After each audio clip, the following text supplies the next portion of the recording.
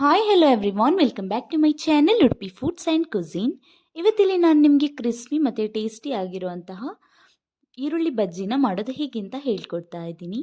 ಇದನ್ನು ನೀವು ಇವಾಗ ರಂಜಾನ್ ಬೇರೆ ಸ್ಟಾರ್ಟ್ ಆಗ್ತಾ ಇದೆ, ಅವಾಗ ಕೂಡ ನೀವು ಇದನ್ನು ಟ್ರೈ ಮಾಡ್ಬೋದು. ಈವ್ನಿಂಗ್ ಸ್ನ್ಯಾಕ್ಸ್ ಥರನೂ ನೀವು ಇದನ್ನು ತಿನ್ಬೋದು. ತುಂಬಾ ಟೇಸ್ಟಿ ಆಗಿರುತ್ತೆ. ಡೆಫಿನೆಟಾಗಿ ಒಂದ್ಸಲ ಟ್ರೈ ಮಾಡಿ ನೋಡಿ. ಬನ್ನಿ ಹಾಗಿದ್ರೆ ಹೀಗೆ ಮಾಡೋದು ಅಂತ ನೋಡ್ಕೊಬರೋಣ. ಇವಾಗ ಇಲ್ಲೊಂದು ಬೌಲಿಗೆ ನಾನು 1.5 ಕಪ್ಪಷ್ಟು ಸಣ್ಣಗೆ ಹೆಚ್ಚಿಟ್ಕೊಂಡಿರೋ ಈರುಳ್ಳಿನ ಆ್ಯಡ್ ಮಾಡ್ಕೊತಾ ಇದ್ದೀನಿ. ಆಮೇಲೆ 1 ಕಪ್ಪಷ್ಟು ತುರಿದಿಟ್ಕೊಂಡಿರೋ ಆಲೂಗಡ್ಡೆನ ಸೇರಿಸ್ಕೊತಾ ಇದ್ದೀನಿ. ಅದೇ ರೀತಿ ಇಲ್ಲಿ ಸಣ್ಣಗೆ ಹೆಚ್ಚಿಟ್ಕೊಂಡಿರೋ 1 ಟೇಬಲ್ ಸ್ಪೂನಷ್ಟು ಬೆಳ್ಳುಳ್ಳಿನ ಆ್ಯಡ್ ಮಾಡ್ಕೊತಾ ಇದ್ದೀನಿ. ಆಮೇಲೆ 2 ಟೇಬಲ್ ಸ್ಪೂನಷ್ಟು ಸಾಂಬಾರು ಸೊಪ್ಪನ್ನು ಆ್ಯಡ್ ಮಾಡ್ಕೊತಾ ಇದ್ದೀನಿ. 1 ಹಸಿರು ಮೆಣಸಿನ್ಕಾಯಿನೂ ಕೂಡ ಕಟ್ ಮಾಡ್ಕೊಂಡು ಆ್ಯಡ್ ಮಾಡ್ಕೊತಾ ಇದ್ದೀನಿ.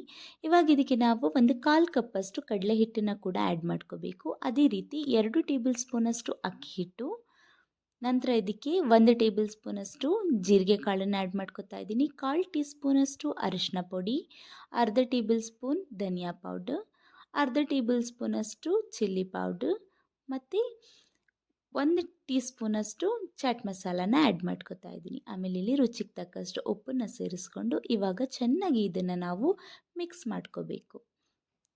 ಇವಾಗಿದು ಚೆನ್ನಾಗಿ ಇಲ್ಲಿ ಮಿಕ್ಸ್ ಆಗಿದೆ. ಇವಾಗ ಇದನ್ನು ಸೈಡಲ್ಲಿ ಇಟ್ಕೊಬಿಡೋಣ. ನಂತರ ಇಲ್ಲಿ ಎಣ್ಣೆನ ಬಿಸಿ ಆಗೋಕ್ಕೆ ಇಟ್ಬಿಡಿ. ಎಣ್ಣೆ ಒಂದ್ಸಲ ಚೆನ್ನಾಗಿ ಬಿಸಿ ಆದಮೇಲೆ ಇವಾಗ ಇಲ್ಲಿ ಸ್ಮಾಲ್ ಅಮೌಂಟನ್ನು ತಗೋಬಿಟ್ಟು ಎಣ್ಣೆಗೆ ಆ್ಯಡ್ ಮಾಡ್ತಾ ಬರೋಣ. ನಂತರ ಇದನ್ನು ಗೋಲ್ಡನ್ ಫ್ರೈ ಆಗೋ ಗಂಟ ಇದನ್ನು ನೀವು ಫ್ರೈ ಮಾಡ್ಕೋಬೇಕು. ಇಲ್ಲಿವಾಗ ನೀವು ನೋಡ್ಬೋದು ಈರುಳ್ಳಿ ಬಜ್ಜಿ ಕರೆಕ್ಟಾಗಿ ಕ್ರಿಸ್ಪಿಯಾಗಿ ಫ್ರೈ ಆಗಿದೆ. ಇಷ್ಟಾದರೆ ಸಾಕಾಗುತ್ತೆ. ಇವಾಗ ಇದನ್ನು ನಾವು ತೆಗೆದುಬಿಡೋಣ.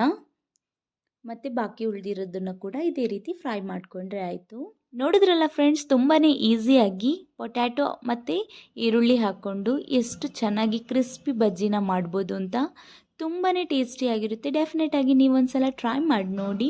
ನಂತರ ನನಗೆ ಕಮೆಂಟ್ ಮೂಲಕ ತಿಳಿಸಿ ಹೇಗೆ ಬಂದಿದೆ ಅಂತ. ಹೋಪ್ಫುಲಿ ರೆಸಿಪಿ ಇಷ್ಟ ಆಗಿದೆ ಅಂತ ಅನ್ಕೋತೀನಿ. ಇಷ್ಟ ಆಗಿದ್ದರೆ ವಿಡಿಯೋಗೆ ಲೈಕ್ ಮಾಡಿ ಮತ್ತು ನನ್ನ ಚಾನೆಲ್ನ ಸಬ್ಸ್ಕ್ರೈಬ್ ಮಾಡೋದನ್ನು ಮರಿಬೇಡಿ. ಹೀಗೆ ನನಗೆ ಸಪೋರ್ಟ್ ಮಾಡ್ತಾ ಇರಿ ಅಂತ ಹೇಳ್ತೀನಿ. Thank you for watching.